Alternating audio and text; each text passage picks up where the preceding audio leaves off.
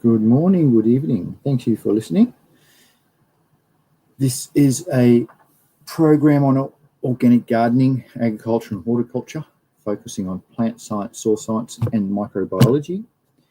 The information is for scientific and educational purposes. It's fact-checked, and any of the websites or papers that have been discussed will be put in the description below. And if you're already watching this back, fast forward until you see some slides or the screen change, and then you know that the show started. Because unlike last week, I pushed the wrong button and was talking for 10 minutes about the screen that I didn't share. It was terrible. So hopefully if people watched back, they would have fast forwarded and then I had to go over it all again, and I didn't go over it as thorough as I should have. But anyway, hopefully I'll learn by my mistakes. And today's on the continuation of the Principles of Seed Technology course that I did at university a number of years ago, but it's still pretty cool and I haven't really talked about it enough. So that's what's going to be discussed soon. So I'll give it another 40 seconds for cool folk to arrive, and then I'll get underway.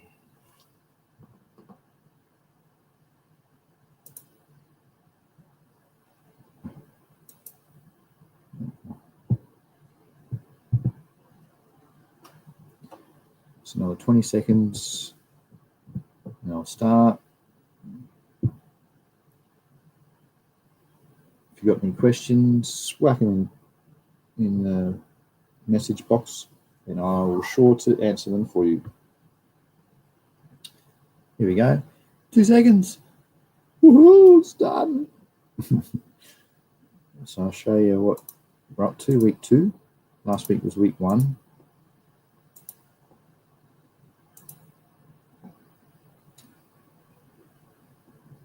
This is week 2. So there's these slides here. Oh, gee whiz, there's not many.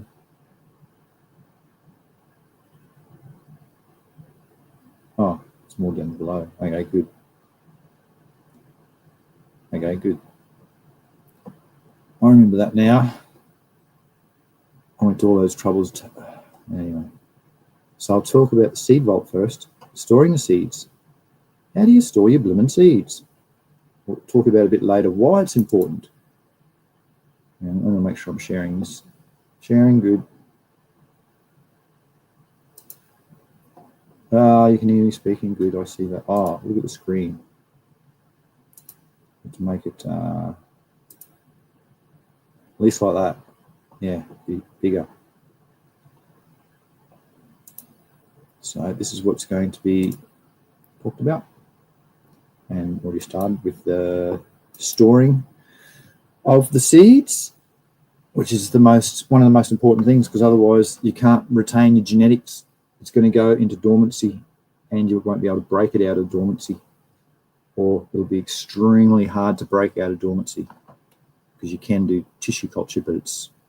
Anyway, back to the seed vault. So they've got this place in Norway, yep, that they've created sort of like a Noah's Ark for the agricultural industry, where they store their seeds. So here, the seeds are stored in 3-ply foil packages and then placed in the plastic containers on metal shelves. And in those rooms, they're kept at 0F or minus 18 Celsius. So the low temperature and a limited amount of oxygen will ensure a low metabolic activity and delay seed aging. And the permafrost surroundings around the outside of it, the facility, they help maintain the low temperature of the seeds to limit the electricity. It's pretty good. So yeah, so a good way for you to store, instead of building one of these big fancy machines, big fancy buildings, is in your fridge, the bottom at the back of your fridge, in a container. So you won't be getting 0, because if you want to, these are for long-term storage. So you can do long-term storage at very low temperatures, and then you've got to bring them back out at good temperatures to make sure that they don't put moisture on the outside of it.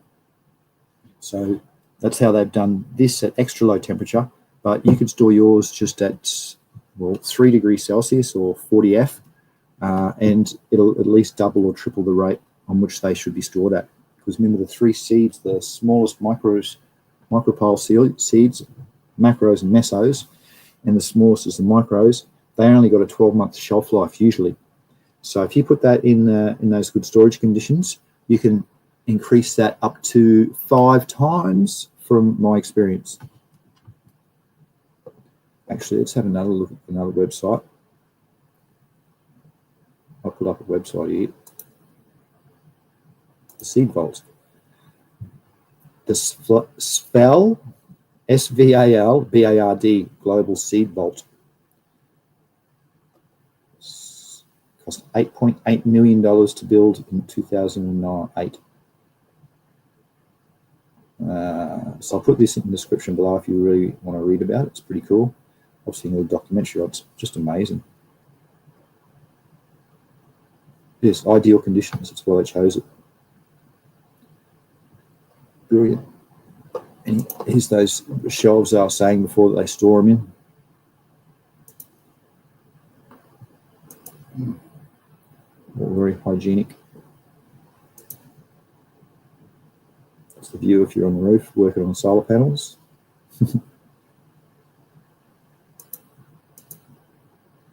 Pretty cool.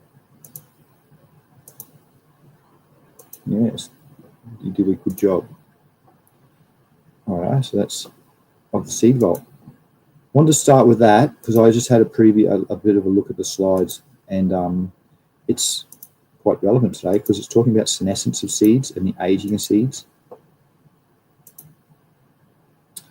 So I've got to change it every time.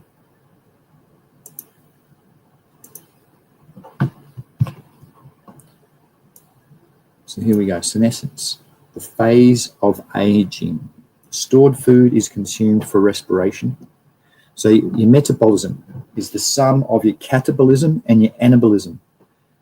So the anabolism makes the energy and your catabolism uses the energy. That's our metabolism. Metabolism. Changing. There we go, and senescence. So when it comes to, this is leaf tissue. So aging becomes yellow and finally withers after a period of time. So leaves, they're not there forever. They grow cells, they'll fill up and do their processes. And once they develop fully, they'll mature. Then they'll be used as a, once they used as a sinks, they fill up, sink cells, they'll fill up with energy, they'll mature, and they'll become a source cell, which will feed the plants when they're in their dark phase at night and when they're looking for more energy.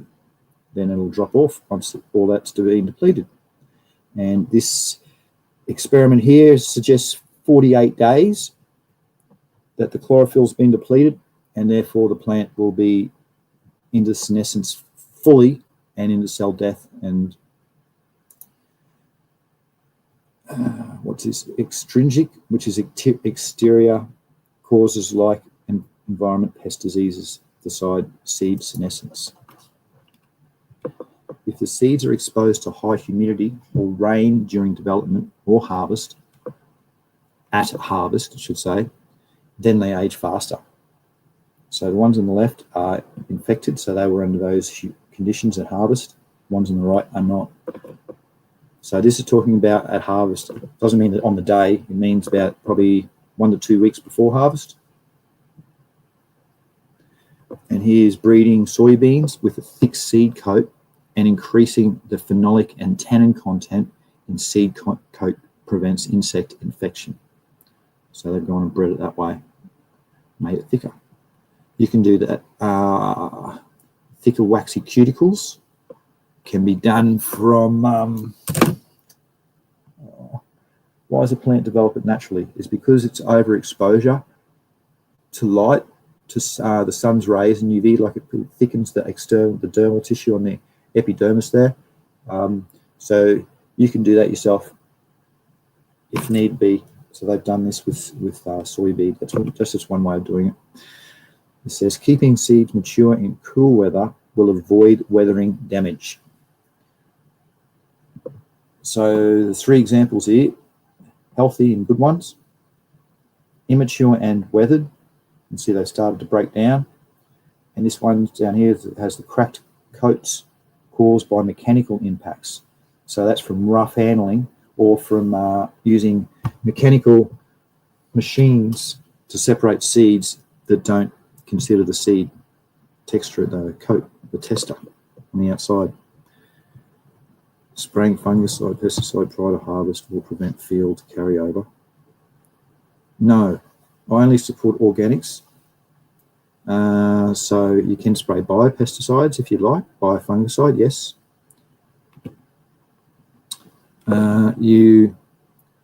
That would have been done, if you want to do that, because the seeds, they carry endophytes, which is bacteria and fungi from the parents, from the mother plant and from the father plant. But because the mother plant develops a lot of them that comes from that mostly. So you've got to consider that. And to get that into the tissue, into those areas, it's done well and truly before harvest. So you'll spray your biopesticides coming into the change of season, or if you notice any differences or plagues are coming in the area, big temperature shifts, humidity shifts, reasons like that, you might want to put your biopesticides out and biofungicides, and then that will get in the plant and do its job. Then you might want to repeat it at certain stages just to make sure it's there, and then it'll be in the offspring. It's one way of carrying it over. Farmers use only 24% of quality seeds and suffer from poor germinations, uneven maturity, and reduced yield. That's why you've got to make sure your seed is at very high quality and its germination rate is high. It wants to be in the 90s when you test it. Easily identify free of other crop seeds. It's got to be free of weed seeds, all sorts of other noxious weeds and everything. So it's hard to do. I've just gone and done a lot of buckwheat. It's quite hard. There's a bit of a summary to the above, what you could say about seed quality, what it should have. High genetic purity, high pure seed percentage, physical, high germination, 85 to 90, high vigor, high field establishment, free of pest and disease, good shape and size. That doesn't matter so much, good shape, size, as long as the genetics are good. High longevity, shelf life, optimum moisture for storage. That's mega important. Long-term storage is 6 to 8%. Short-term is 10 to 13%. And there's a few significance of quality seeds. To ensure genetic and physical purity of the crops, gives desired plant population, ensures uniform crop and maturity, seedlings produce. These are all the outcomes that you want from it when you test the genetics. Will prevent, down the bottom, spread of disease, weeds and pests. Weeds is important. Ensure high return and so select photo and thermal insensitive variety, drought resistant, pest resistant and disease resistant ones. So ultimately you want disease, if your area suffers from abiotic stresses like these, you'll want to breed yourself those traits in, or if not, source those traits from your seed that you require. Good seed makes a good crop.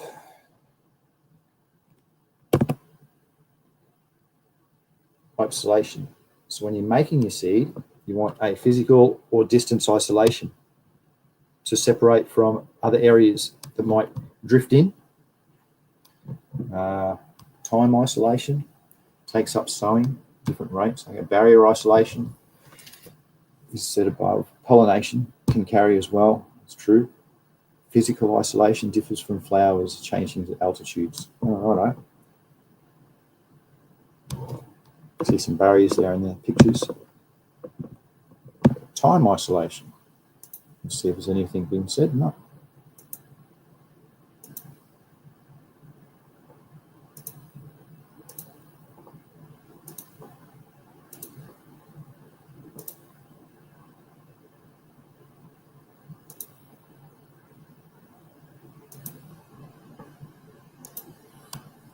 Time isolation.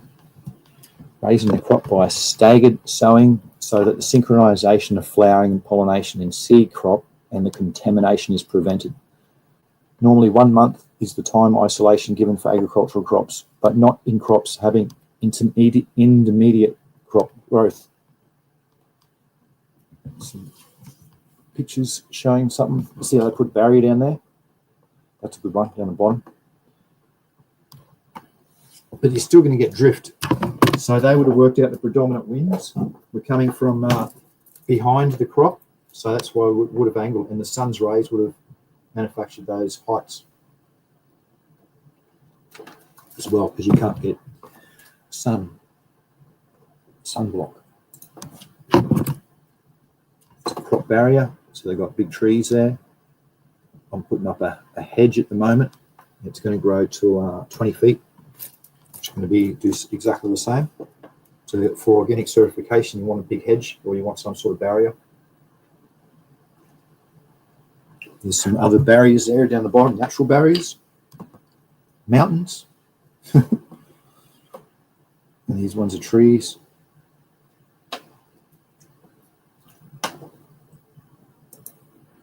Factors influencing this isolation distance. Pollination. Well, self-pollination is 3 to 5 meters. Cross-pollination crops are 100 to 1600 meters. So you've got to consider that. And it depends what your pollinating agent is. Here they're saying the wind or insects.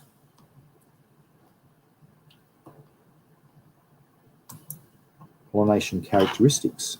Viability of the pollen.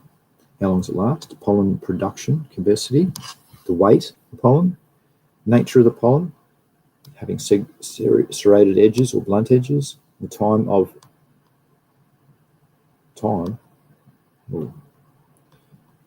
anestesis, okay. Presence of wild pollinators. I'm not going to read all these out. Briefly go through these. I don't do the whole class. Emasculation and dusting. So if you want to read it, read it. Emasculation is when you remove all the male bits and then you save them and dust them back. If you want to do that, you want to store your pollen grains, which are only viable for 24 hours because they dry out or thereabouts, inside of the pollen sacs, and then the viability lasts many years. And did you know too, different pollen under the microscope has different shapes, as seen here.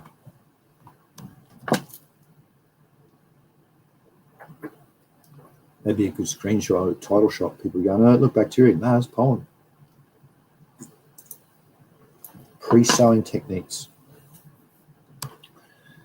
So how do you sow your seeds once you've grown them? Well, here they're saying soak them in water for 24 hours. And I suggest soak them in water, but let them stay on top. For a seed to germinate, it needs 3 things: temperature, water, and oxygen. So by putting it under the water, it makes it 10,000 times slower for that seed to absorb oxygen.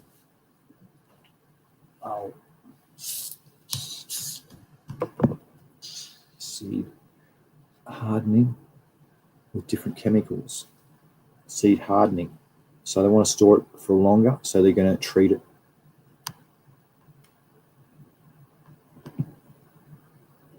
Fertilizers. What's up with pollination? Okay. Rope pulling. This is ways to get the pollen off, just by rope pulling. They put big ropes across the fields and pull it.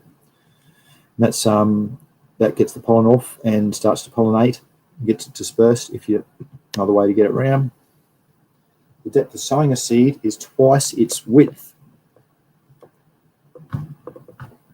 Easy rule of thumb.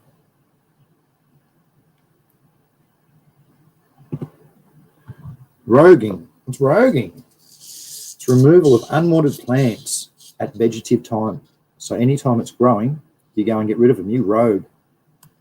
So I'm going to do lots. And harvest. Care should be taken for your seeds about moisture and physiological maturity. yes, if your seeds aren't mature, there's no point in pulling them because your germination rate will be low. Chemical treatment and stratification. Why? Well, there's different reasons why you would do that. There's the pictures of how they're doing it. Pouring into a container with their chemicals to treat them. You'll do that with biopesticides. So once you treat them, you'll do it the same way, or biofertilizer. So put them in there, mix your solution up, put them in, store and inoculate for 24 hours. Actually, it's even a long time. Pull them out, and if you want it, you dry it off, and then you use the seeds within 24 hours as well. It just so the microbe doesn't quite dry out and it can stay live and doesn't go into spore form. That's the reason why you get it to that. Next, processing your seed. So threshing is drying the moisture and getting all the excess green leaf material off it. And seed storage, the type of container, duration, type of seed, composition, seed treatment, storage, all to come into factors. Here's a good senescence photo. I'll show that leaf, what we showed before. Look at the fella down the bottom. That's pretty cool, eh? There's probably websites that do that now. I just sort of like that. If the seeds are dried to a low moisture contents of 10 to 12, respiration will slow and seed senescence will slow. So if the moisture content's high during maturity, respiration will be high and the seed senescence will be faster. Beyond physiological maturity, seeds lose moisture and are amenable for harvest or storage on mother plant or shed onto ground. Do you think English is bad? This is showing that it's going through its processes.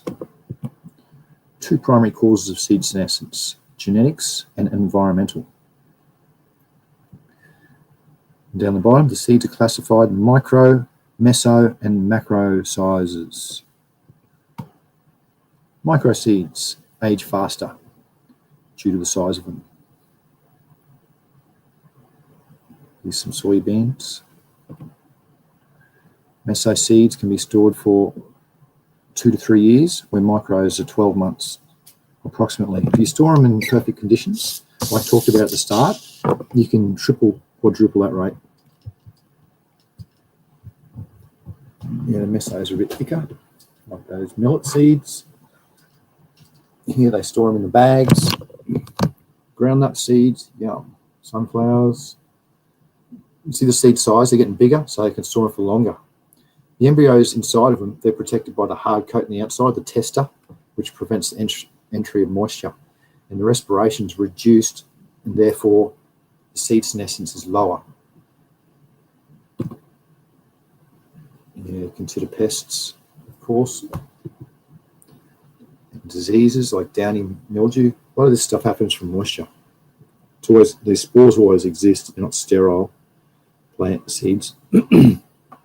Threshing, processing, transport can cause mechanical injury due to the seed coat. That's not good. High metabolic rates and age faster. The seeds like coconut, cocoa, and high senescence seeds like tubers and bulbs, sugarcane, taken into consideration.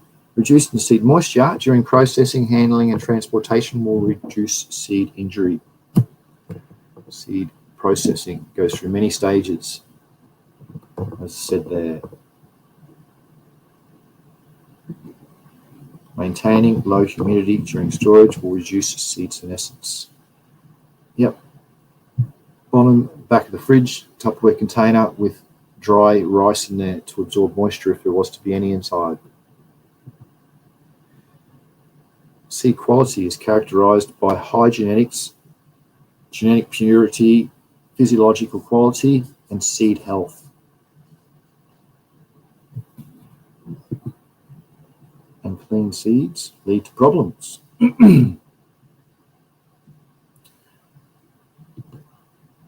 Seeds must be free from all sorts of inert and exterior matter that you don't want. Everything. All sorts of problems can happen. The way they separate seeds is with a machine with just with a fan, because usually seeds are heavy and debris, rocks fall down, lighter stuff blows out, and seeds fall down into a other container. It's a good way of doing it, because you've got to separate them, like that says there. Genetic purity of the seed, its true and its variable specifications. There you go. Look at that corn, looks very nice. But genetic purity is everything. Otherwise, if it's got mutations, it's going to stuff the crop up. So you've got to maintain quality in your breeding program. Physiological qualities of seeds like germination and seed vigor, shown here. It's good uniformity with all that's put out. That's what you hope to see when you do your seed testing of your crop. I've tested my buckwheat already, and it's tested extremely well like this. Viability, different tests they've done to ensure their quality. See vigor, see it's strong, weak, or abnormal, or dead.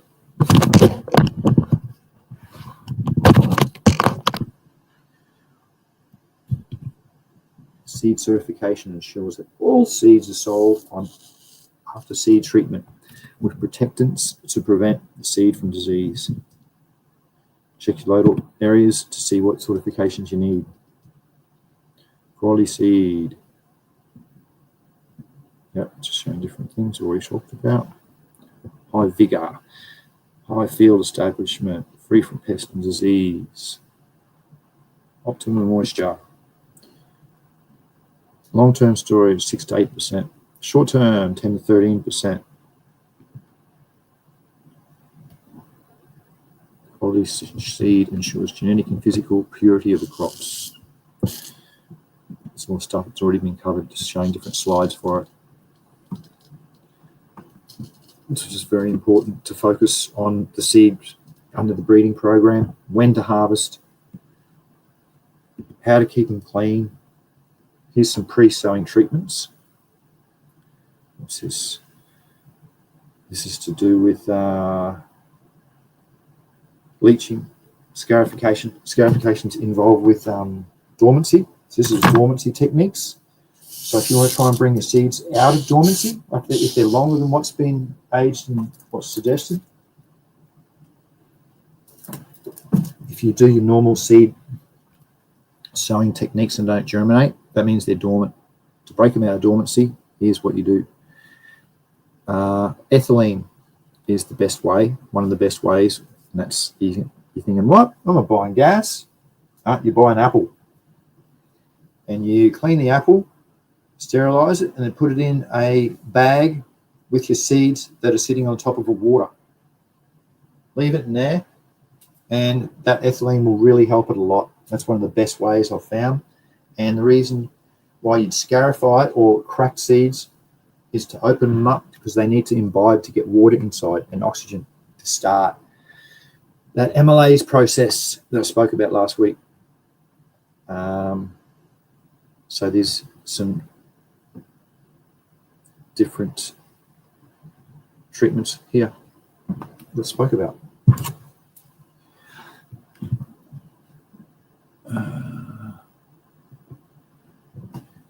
Bleaching, scarification. So yeah, you might need nail clippers. I use pliers. Nail clippers are too sharp. Pliers, just crack them. Crack. You hear a crack, good. Trichoderma or rhizobium. Well, they're microbes to use more so afterwards, not for the germination. That's after it's got its radical. Because that's the time when you need to, if you've bought non-organic seeds, there's a high chance they haven't got microbes with them. So that's the time when you'll be going to put your beneficials there. So they could be in the water that you use, but I don't. I wait till the radical's out, and then good. Because the seed has enough moisture, enough energy to do its own process with ethylene. So, that's the end of the slides for this week.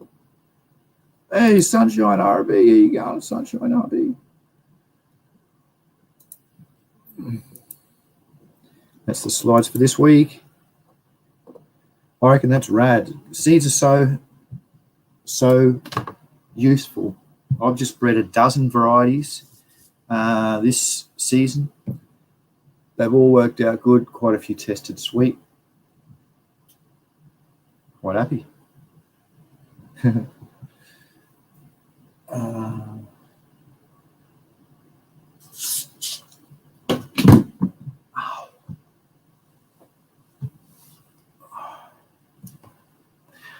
Well,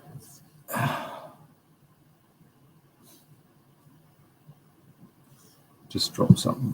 Put your chat in the box if you want, messages and stuff like that. Anything to say, because I'm going to end the show. Yeah, hit my bone on my shin. Oh, can I add too? I got some results back from my exams, and I got in food microbiology, I got 81%, and in microbial biotechnology, I got 85% overall. So that's really good. So I was quite happy with that. Still got to get my crop breeding back yet. Talk about that next week. So that's good. Well, I don't have much to say to add. I hope you enjoyed today's show. It's half an hour it's been. Oh, it's a bit short. Doesn't matter. My voice is a smidgen sore. I don't know why. It's so dry outside. But I hope to see you all next week. I'm still listening right now. Thank you for listening. If you like the show, please press the thumbs up. I'm trying to get more viewers on the stream. Just going down the agricultural route, trying to get a broad spectrum now, not just focusing on one particular plant species. I'd like to do it all because my studies do focus for all. So if you can help me by getting more viewers and more chat happening, that's you will have made me happy too. Yeah, so I don't get anything out of the show. And if you want to even subscribe and pay money, wow, that's next level. I don't expect that or anything. That's just appreciated. But, thanks all for watching and listening again. I hope to see you next week. Happy breeding, happy growing, and good health to you all. Bye-bye.